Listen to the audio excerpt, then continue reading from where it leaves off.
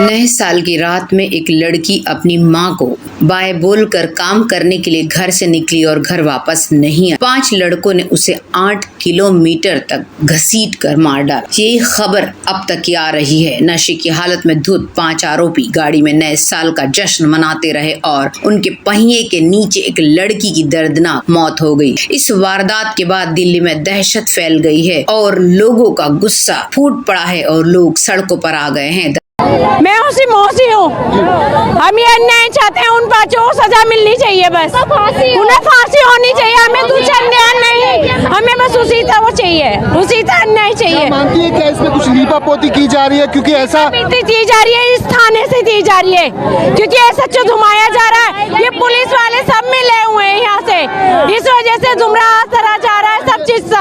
इकलौती ऐसी लड़की थी जो पूरा घर का खर्चा चलाती थी, माँ की किडनी का इलाज भी वही करा रही। हाँ जी, दोनों किडनी उसी मम्मी जी खराब है, तो वो उसी पिताजी नहीं है, उसे एक्सपायर हो गए। दोनों 3 बहन भाई छोटे हैं, उनका भी खर्चा पानी वही चला रही थी, सब चीज से वही करती थी दरबार से।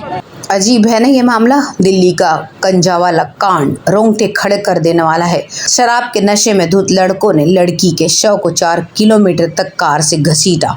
कपड़े तो छोड़िए, शरीर के मांस के भी चिथड़े उड़ गए और लड़की का शव पुलिस को कंकाल की स्थिति में मिला है और पुलिस ने दर्ज किया है कि गैर इरादतन हत्या का मामला। वाह, अगर ये गैर इरादतन हत्या है तो फिर इरादतन हत्या किसको? सुल्तानपुरी में हुई कार और स्कूटी की टक्कर के बाद लड़की गाड़ी के नीचे आ गई और कंजावाला तक घसीटती चली गई। हादसा इतना भीषण था कि इस दौरान लड़की के सारे कपड़े फट गए और पुलिस को उसका शरीर नग्न अवस्था में मिला। आरोपी लड़कों का कहना है कि नशे में इतना डूबे हुए थे कि उन्हें इस बात की जानकारी नहीं थी कि इतना बड़ा हादसा हो गया। सबसे पहले मैम मैंने देखा था, मैंने अपनी शॉप खोली 3:18। आपकी शॉप कहाँ है? ये अपनी शॉप है मैम, ये सामने अपनी शॉप है। ये आपकी शॉप है? हाँ, ये दूध का काम है अपना। उस टाइम गाड़ी आ रही थी कंदावला साइड से गाड़ी आ रही थी, ये जहाँ कैमरा कर रखा हुआ आपने। अच्छा, कंदावला साइड से गाड़ी आ रही थी। यहाँ से तकरीबन 100 मीटर पे मेरे को कोई आवाज आ रही थी गाड़ी में से। मैंने सोचा कोई टायर वायर फट रहा हुआ शायद।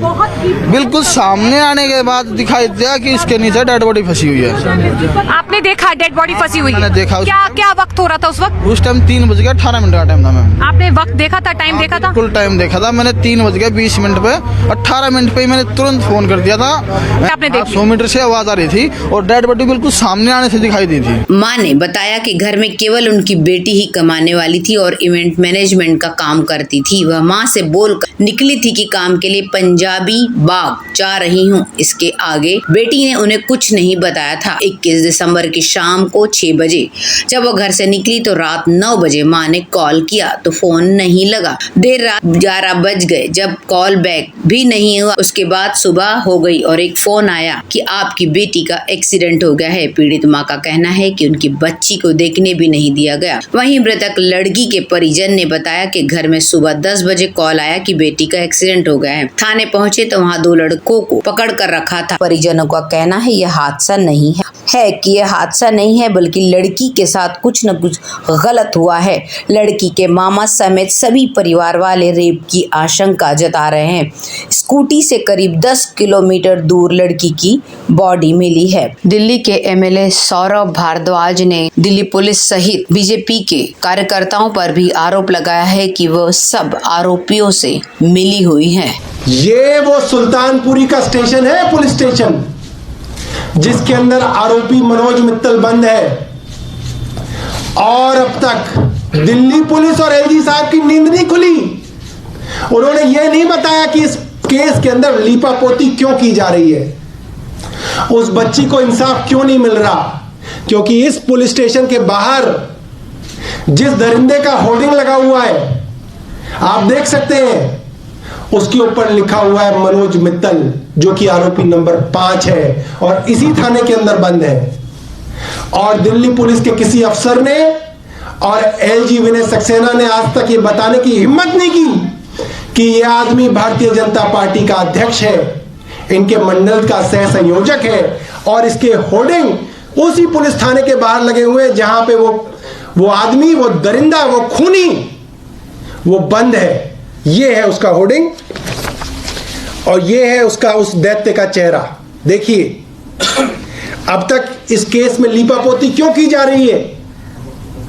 क्योंकि एलजी साहब को मालूम है कि भारतीय जनता पार्टी के कार्यकर्ता और नेता इसके अंदर सम्मिलित हैं। और मैं दावे के साथ कह रहा हूं, आप उन आरोपियों की कॉल डिटेल निकलवाइए और मैं चैलेंज करता हूं विनय सक्सेना जी को कि उनकी कॉल डिटेल रिपोर्ट निकाल के वो पब्लिक करें।